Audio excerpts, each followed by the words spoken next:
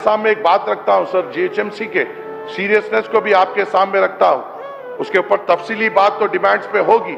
Sir, Afzal सागर के नाले के में मौत हुई थी, आपने भी सुना होगा, बड़े अखबारात में बात आई थी।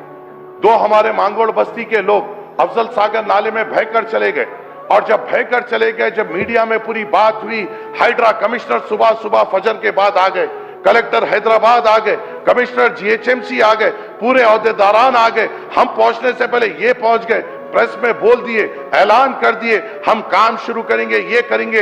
1 साल मुकम्मल होने आ गया साहब, 2 मासूमों की मौत हुई, अभी तक प्लान्स तक नहीं बने। ये है इनका सीरियसनेस। जब मौत होती है तो आ जाते हैं, और मौत के बाद अगली मौत वैसा ना हो उसके ऊपर ये लोग इक़दाम नहीं लेते। वो लैंड ऐसी है साहब, मेरी कॉन्स्टिट्यूएंसी है, वो सालों से मैं देख रहा हूं वहां पे जंगल है, और जब वहां पे स्कूल की तामीर की बात हो रही है, एनिमल हस्बेंड्री डिपार्टमेंट कह रहा है हम सोचेंगे। क्या सोचेंगे, पहले से ही जंगल है वहां पे। और अपने घर के ऊपर बुलाते हुए वहां पे भोजा गुट्टा के गरीब, जिनका मैं आप नाम भी लिख सकता हूं, जैसा बाबू हो, दीपक हो, गौरी हो, रहमत हो, डेविड हो या बसवराज हो, ऐसे लोगों को अपने घर में बिठाया और उनके साथ भोजा गुट्टा के ताल्लुक से बात की।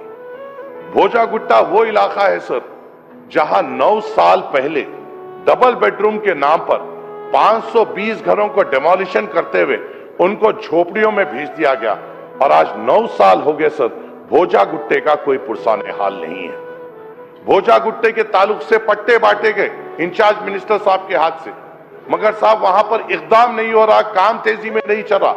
9 साल लोगों के घर टूट गए सर। 9 साल से वो ऐसे घरों में रह रहे हैं जहां पे खा रहे भी वहीं पे है, नहा रहे भी वहां पे है, जरूरत भी वहां पे कर रहे हैं सर। इनके बच्चियों के रिश्ते नहीं आ रहे। एक बसवराज है, वो आकर मेरे सामने रोते हुए कहा कि भाई मैं मेरा रिश्ता कहां करूं, यहां पर आकर मेरी बेटी को देखकर क्या करेंगे। इनका साथ हमें देना जरूरी है, क्योंकि इनको तोड़ने वाले हुकूमत ही थी, चाहे पहली हुकूमत हो या आपकी हुकूमत हो। हुकूमतें बदलने से नहीं होता है, हुकूमत की जिम्मेदारी तो एक होती है। इसको फौरी तौर पर हमें इक़दाम लेना पड़ता है। और ओहदेदारों से हम जब बैठ के बात करते हैं तो ओहदेदार हमको क्या कहते हैं सर, कि आप बात करके कोर्ट केस हटा दीजिए ना। अरे आप क्यों कुर्सी पे बैठे हैं? अगर सब हम करना है, सब एमएलए करना है, तो आप लोग क्यों कुर्सी पे बैठे हैं? अगर सब हमसे रिक्वेस्ट कराना है तो ओहदेदारों को निकलना पड़ेगा ना साहब, गरीब की तकलीफ समझना पड़ेगा। होगी बहुत ज्यादा जिम्मेदारी, मगर जब 520 फैमिलीज का मामला हो तो निकल कर आना तो पड़ेगा ना सर।